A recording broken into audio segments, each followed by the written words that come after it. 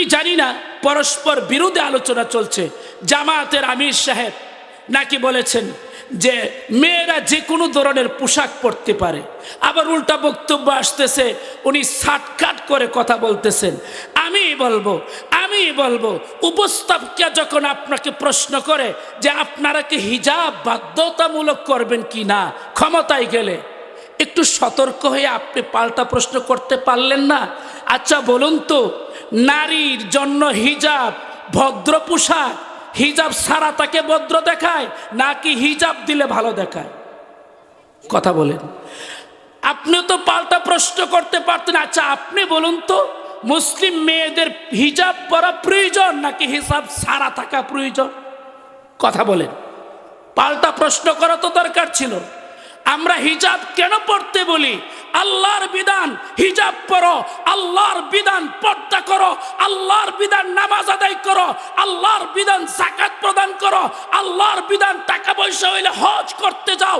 আল্লাহর বিধানের কাছে আমরা কারো সাথে ইনশাল্লাহ আপোষ করব না ইনশাল্লাহ তাআলা। ক্ষমতা আমাদের মাকসাদ না। কি বলছি বলেন? ক্ষমতা আমাদের কি নয়, মাকসাদ নয়।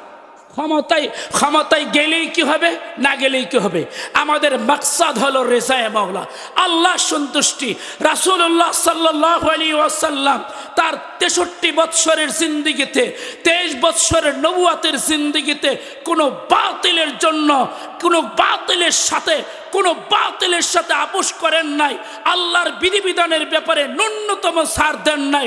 আমরাও ইনশাআল্লাহ আল্লাহর বিধিবিধানকে ন্যূনতম ছাড় দিব না।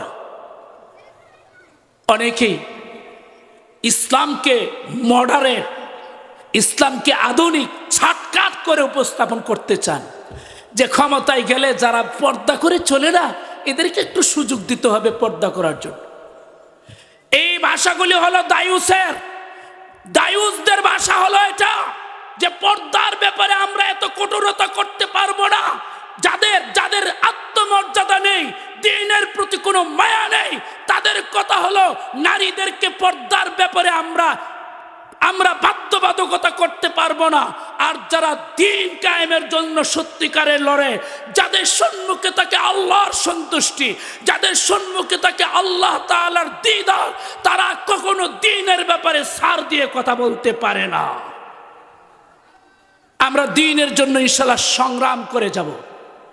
দ্বীনকে অবিকৃত রেখে, দ্বীনকে সঠিক রেখে, দ্বীনকে আলহামদুলিল্লাহ যেভাবে সাহাবা আজমাইন রেখে গেছেন তাবিঈনদের কাছে, তাবিঈন তাবিঈনদের কাছে, তাবিঈন আইম্মায়ে মুজতাহিদিনের কাছে, এভাবে আমাদের কাছে যেভাবে দ্বীন এসেছে অক্ষতভাবে সেইভাবেই দ্বীন থাকবে।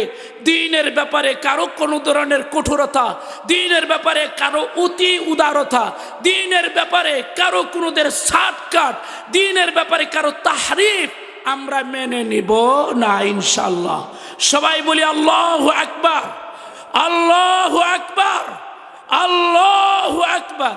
প্যার হাজিরিন, এই আল্লাহু আকবারের ধ্বনি দিবেন, ঈমান তরতাজা হবে।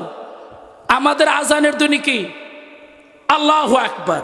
নামাজ যখন পড়া শুরু করি তখন আমরা কি বলি? আল্লাহু আকবার। এই দাউদকান্দির লোক বলেছিল, কই আল্লাহু আকবার এটা হইল কিয়া বিতর্কিত স্লোগান। সবাই নাউজুবিল্লাহ। কত বড় নিকৃষ্ট লোক হলে, কত বড় ধর্ম বিদ্বেষী হলে, কত বড় নাস্তিক হলে, কত বড় শয়তান হলে, কত বড় রূপ পরিবর্তনকারী হইলে, কত বড় ইবলিস হইলে, কত ধরনের বহুরূপী হইলে এই ধরনের কথা মানুষ বলতে পারে? কয় আল্লাহু আকবার বিতর্কিত স্লোগান। নাউজুবিল্লাহ। যাই হোক, আল্লাহ তাআলা আপনি আমাকে সকলকে এই দ্বীনের অনুসারী, সঠিকভাবে এই দ্বীনকে পালন করার তৌফিক দান করুন। সে বলে আমিন। দ্বীন আল্লাহ যেভাবে আমাদের কাছে অবিকৃত রেখে গেছেন, আল্লাহর হাবিব যেভাবে অবিকৃত রেখে গেছেন, দ্বীন সেভাবে অবিকৃত থাকবে।